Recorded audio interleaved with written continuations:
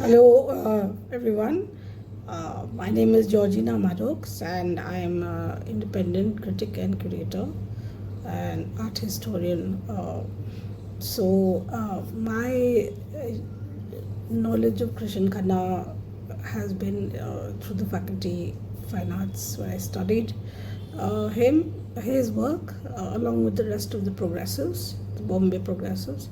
But I actually met him for the first time in MS University. I mean, in uh, Bombay. I first met him in Bombay in 2001 when he had visited Tau Art Gallery actually, and he was very well dressed, decked out in a nice waistcoat and looking sharp, a very different sort of artist, because we all have kind of, I think, unfortunately or fortunately, we have typified the artist to have a jhola and a kurta.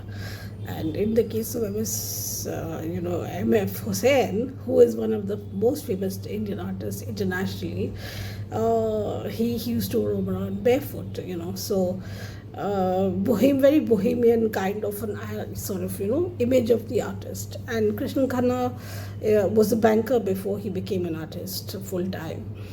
So he was very different, from a different stock in that sense.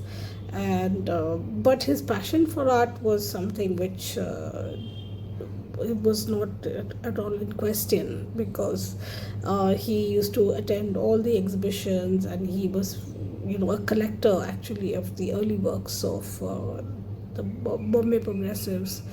And he attended the Bombay Art Society, and slowly and steadily he began painting on his own. And then he went to study abroad. He got a fellowship, and he went to study, and he trained formally as well. And he sort of began as a painter who used both abstraction and figurative work. But then he found that the human form was not getting the kind of credit that he wanted, because he wanted to tell stories of the people who were immigrants from sort of partition, from who are kind of dealing with the partition of India and Pakistan, and who have suffered because of that. So he became a voice of the people, and the bandwala is one of the recurring motifs that he uses in his artwork, which I think everybody sort of knows. Anyone who knows Krishen Khanna's work knows of his bandwala series, where he kind of very sort of compassionate towards the shadiwalas who play in on the street, sort of in the barat. And there is sort of an irony to that, because on one hand, the instruments that they play are all instruments which are kind of sort of leftovers from the colonial period, in India.